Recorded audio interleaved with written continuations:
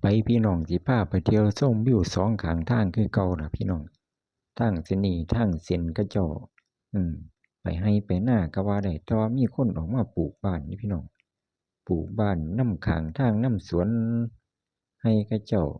ส่วนมากก็จะเป็นสวนป่าอย่างยูคานะพี่น้องเนาะ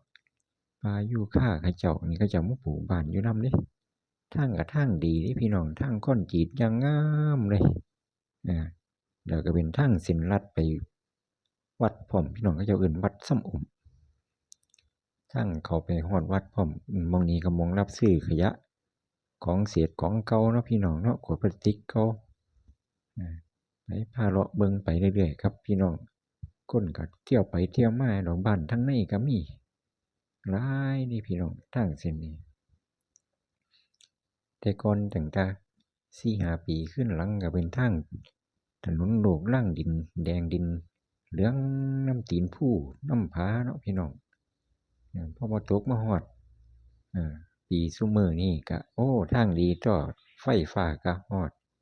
ถนนคอนกรีตก็ดีพี่น้องคนก็พากันออกมาอยู่นำไร่นำนาเป็นเรื่องธรรมดาเนาะพี่น้องเนาะในบ้านมันแออัดก็ออกมาปลูกบ้านอยู่นำไร่นำนาที่เจ้าของนอนเฝ้าป่ายางกรีดยางเฉ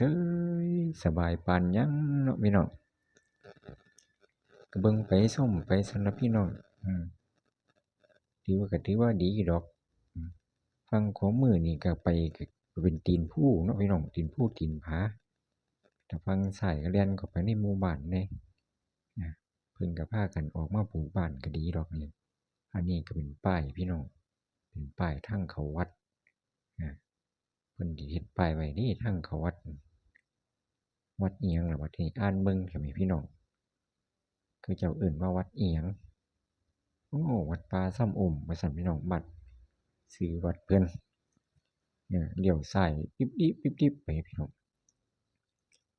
เห็นนำหนทางไปเรื่อยๆล่ะพี่น้องเอ้ยพากันตัดอ้อยออกแล้วก็แปลนสะอาดดีเนาะพี่น้องนาก็นาอ้อยพากันเฮ็ดอ้อยหมดส่วนมากบ่ค่อยปลูกข้าว